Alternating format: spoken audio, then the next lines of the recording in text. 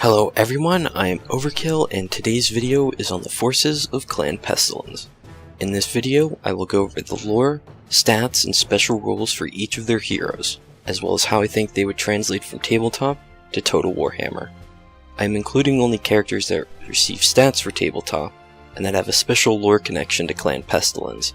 While I will go over all the Pestilens characters, my primary focus will be on characters not yet in Total Warhammer.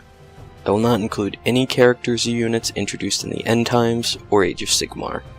For references, I'll use the Skaven 7th edition army book, the Clan Pestilens army list from the Skaven 6th edition army book, the Bubonic Court of Nurgle army list from the Illustria expansion, and the article Warpstone from White Dwarf Australia number 245. If you are interested in having some text to follow along with, or would prefer to read instead of watch the video, click the link in the description down below. With all that out of the way, let us get started. When going into battle, Clan Pestilens has 4 hero options. This includes Morbus Sanguis, Plague Priests, Festering Chantors, and Stinking Things. I will begin with Clan Pestilens' only hero special character, Morbus Sanguis. As for Morbus's lore, there isn't a lot of it, and what little there is split up rather awkwardly. So instead of just doing all of his lore at the beginning, I will go over additional lore as it comes up in the stats and special rules section. Morbus's story takes place well before the time of Total War Warhammer. While there are no exact dates on when he existed, we do know he lived during the 4th century of the Second Skaven Civil War. The only significant event he was a part of was the Battle of the Putrid Pit, where Morbus led a Clan Pestilens army to seize a Warpstone mine from Clan Scryer. Now that you have a little bit of context, I will read a short quote. A favored agent of the Archplague Lord, Morbus Sanguis wants to get his putrefying paws on the Warpstone from Clan Scryer's mine so that he and his plague monks can develop their latest dire disease, the Yellow Death. Morbus is totally uncompromising in his demands, and if any of his followers show weakness in the face of righteous battle, he puts them to death himself. Before I begin with his stats, here are some important notes. Morbus never appeared in an army book. He only appeared once as a special character in White Dwarf magazine. He has no unique model, and even the model that was used to represent him in the article doesn't exactly fit his description. He is essentially a special version of a Plague Priest, so when I was generating his stats, I used the Plague Priest as a baseline. For stats, his health, armor, movement speed, melee attack, melee defense, weapon strength, attack speed, and charge bonus should be the same as the Plague Priest on foot. As for his other stats, he would come in with a high cost of about 2300 gold, and should have high leadership like Queek. His weapon, the Censer Mace, grants the same effect as a Plague Censer, so he should get magical attacks and inflict the Contaminated effect. Going back to weapon strength, I said he had the same strength as a Plague Priest, so he should do similar damage and be armor piercing. However, here's where some of the confusion I mentioned earlier comes in. His unique weapon, the Censer Mace, counts first as a mace. In tabletop, maces were classified as standard hand weapons and had no special rules, and therefore no armor piercing effect. The Plague Censers wielded by Plague Priests count as flails, which in tabletop did have an armor piercing effect. From the Censer Mace's description, as well as the model they used to represent Morbus, I believe the intention was to have the Censer Mace be at least as armor piercing as the Plague Censer. As for magic, there is also some confusion here. As Morbus is a Plague Priest, it seems implied that he can use the Skaven Lore of Plague as a level 1 or 2 wizard, but it is not expressly stated in his rules that he is a caster. I think this was simply a mistake that was made when writing the article, and that he is supposed to be a caster. As for items, Morbus can only take his unique weapon, the Censer Mace. There is a little quote that goes along with it, so I will read that really quick. The Censer Mace is really 2 weapons in one. In close combat, it is wielded as a crushing mace, but, like a Plague Censer, its spiked metal head is hollow and contains a burning piece of plague-infested warpstone. On tabletop, it functioned as a mace that imbued the effect of a Plague Censer, in a radius instead of just on contact. Due to how Creative Assembly translated the rules for plague sensors, I believe this weapon would need a bit of rework to be interesting. On tabletop, plague sensors did not inflict the contaminated effect. Instead, they had a chance to deal damage outside of attacking, like the Plague Furnace currently does in Total Warhammer. I think that for Morbus's sensor mace to be interesting, it should either grant him a damage aura, like the Plague Furnace, or inflict the contaminated effect in a very large radius around him. Now on to special rules. A quick note is that all but his first rule has lore, so I'll read quotes for each rule before going over how that rule would be translated to Total Warhammer. His first rule is Frenzy, so like almost all Clan Pestilens units, he would get Frenzy. His second special rule is Leprous Form. As a disciple of Decay, Morbus has been particularly blessed. His fur-covered body is bald in patches, while the skin on his face is sloughed constantly. Great weeping sores and inflamed buboes cover his paws. His left arm is withered and the skin on his tail is scabbed and scaly. As a result, his appearance causes fear, even among others of his own race. While this rule should have him cause fear, perhaps it could have some additional effect in campaign, like lowering public order when in an enemy province. His third special rule is the Yellow Death. The Plague Priest and his fanatical followers have prepared a new plague to unleash upon the world. It is called the Yellow Death, after the very way it turns its victims yellow before their bodies become bloated with toxins and they die. In tabletop, this allowed him to power up any rat swarms in his army. As CA has said they are not going to add swarm-type units, this would need a rework. With the Tomb Kings, CA turned the Tomb Swarm unit into an army ability. Perhaps Morbus could get an active ability with a similar effect to the Tomb Swarm ability. His final special rule is Flea-Ridden. All rats have fleas, but the fleas that inhabit Morbus's matted fur are monstrous mutants among their kind, having feasted on the warpstone corrupted blood of the Plague Priest. On tabletop, this caused nearby units to suffer a 2-hit penalty, as they would be distracted by the huge biting fleas.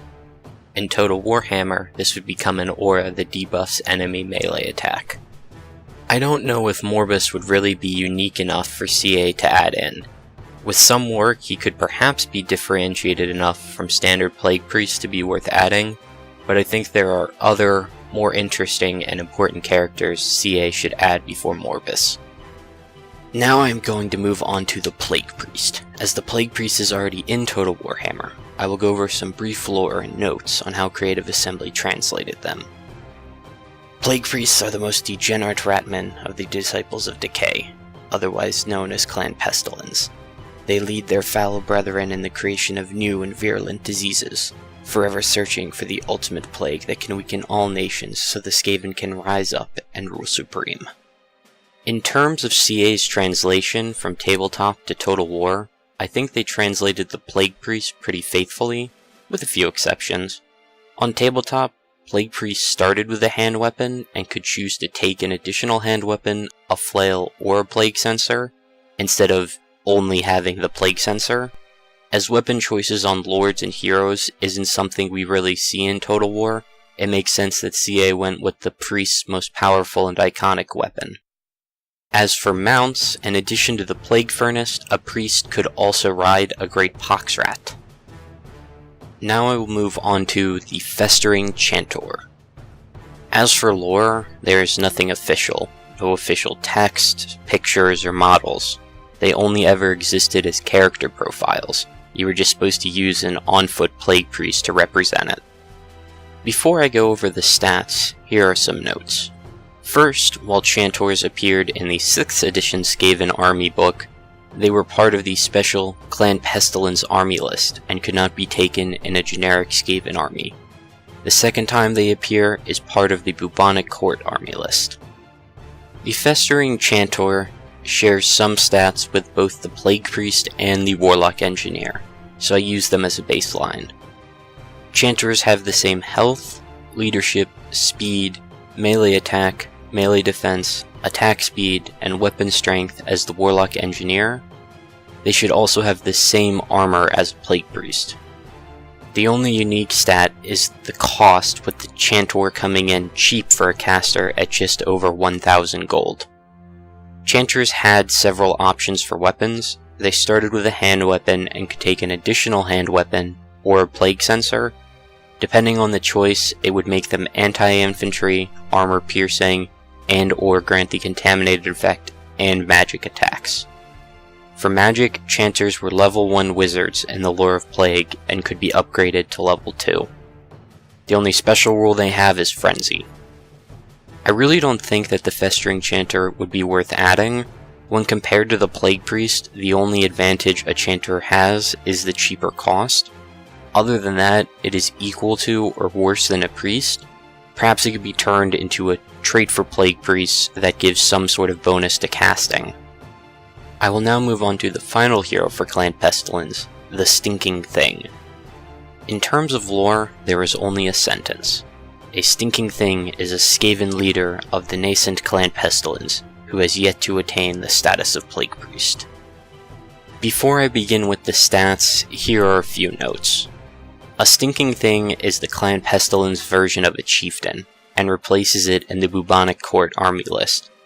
I used the Skaven Warlord to help generate the baseline, as the Stinking Thing is a modified Skaven chieftain, and CA has somewhat of a formula for creating melee heroes from the faction's melee generals if they use the same weapon type. See the Empire General and the Empire Captain, as well as the Bretonnian Lord and Bretonnian Paladin, for an example. Stinking Thing should come in at a cost of about 1,008 gold, which is average for most melee heroes. The health should be about 2,766, as that is 285 less than the Warlord, 285 being the difference between most factions' melee general and the melee hero. On tabletop, Stinking Things had a choice of taking no armor, light armor, or heavy armor. I think CA would either go with the unarmored to make it match other Clan Pestilens units, or go with the heavy armor, as Skaven lack a heavily armored melee hero. I put the leadership at 55 for the same reason as his health. Melee heroes generally have 5 less leadership than their Lord counterpart. Stinking Thing should have average speed for a Skaven. The melee attack and melee defense values should be 45 and 50 respectively, for the same reason as health and leadership.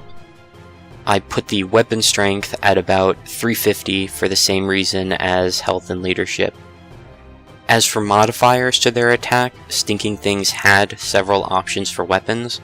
They started with a hand weapon and could take an additional hand weapon, a flail, a great weapon, or a halberd. Depending on the choice, it would make them anti-infantry, anti-large, and or armor piercing. As for special rules, the Stinking Thing has none. I doubt CA will add the Stinking Thing, as it would make more sense to add the Skaven Chieftain instead. Perhaps Chieftains could have a trait called Stinking Thing, which gives them some sort of thematic bonus. Overall, the hero options CA could add to the game aren't that different from things already in the game, and I think that there are other, more important characters to add first. I think that Festering Chantors and Stinking Things could be made into traits for the Plague Priest and Chieftain. As for Morbus, there are plenty of more important Skaven characters that should come before him, Ikit Claw, Thankwall, and if they're going to go with another Clan Pestilens choice, Nurglich. Alright, that will be it for today's episode. Thank you for watching.